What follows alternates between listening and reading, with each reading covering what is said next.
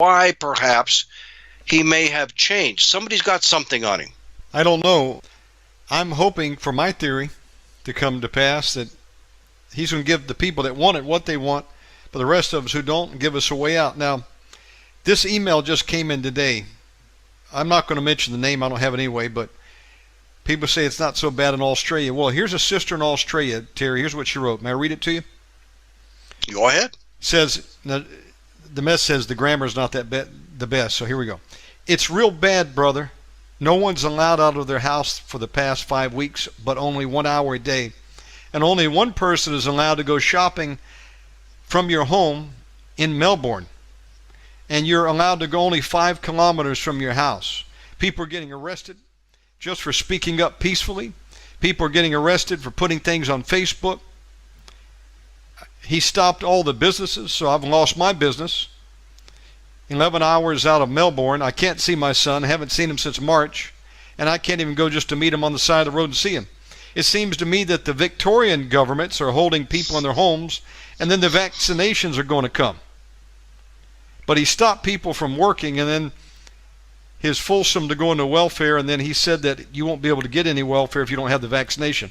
Okay, I don't understand that part, but it says, I'm starting my home business, hairdressing from scratch in a country called Talkies right near the beach, an hour out of Melbourne. Our government has turned really wicked. Scott Morrison says he's a Christian, but he's in with Hillsong, and what they're saying is that there would be no religious exemption for this vaccination, because apparently most of the church are in agreement that taking it is okay. And I can't make out the rest, but somebody from Australia, basically the same thing a friend in Panama said. I talked to a guy that I've known for many years in Panama, nation Panama. Sounds like Australia parts of it are doing the same. They were only allowing one person to go out shopping, and in Panama, they had days of the week that only women could go out. Other days, men could go out, and you're only allowed to go out for shopping.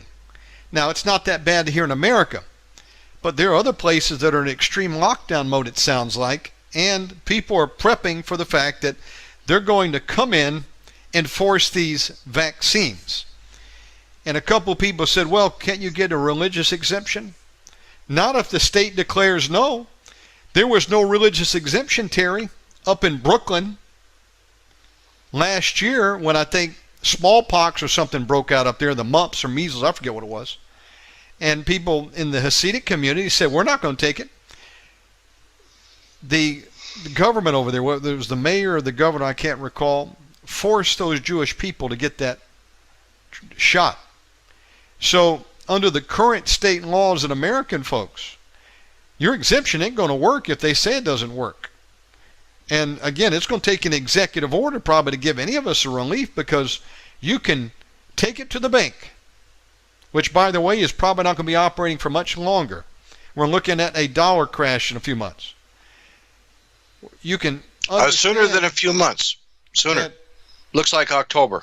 These places are going to come in and force people to get vaccinated or hold off to these camps. I mean, that's what they'll do. You don't comply with our standard, then we'll permanently quarantine you. And folks, well, when you stopped to read, when you were reading that, and you said you're not sure what that meant. Remember you said that? Right. Well, I'm pretty confident what she meant was, unless you have a vaccine passport, you will get no government aid and no government licenses to do whatever you want to do, go shopping or whatever, without that vaccination passport, as Bill Gates calls it. Yes. Well, if you don't, in other words, if you don't take the vaccine, it's going to be like the mark of the beast, and that's where all of this is going, my dear brother. You see, this is the setup for the mark of the beast, so that when Satan finally comes along in mid-trib and he says, you must worship me, then I'll give you the mark so you can buy and sell. That's where it's going, brother.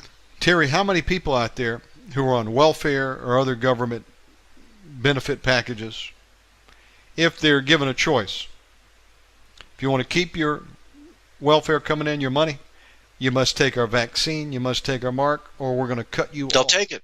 How many would take it? Many would take it. They will, Brother Shannon, they will take it yesterday. They won't even wait till tomorrow.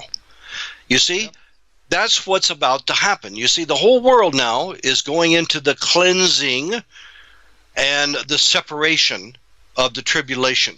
God has had enough. And if you don't love him and accept his son, the only designated way to heaven is Jesus Christ. And if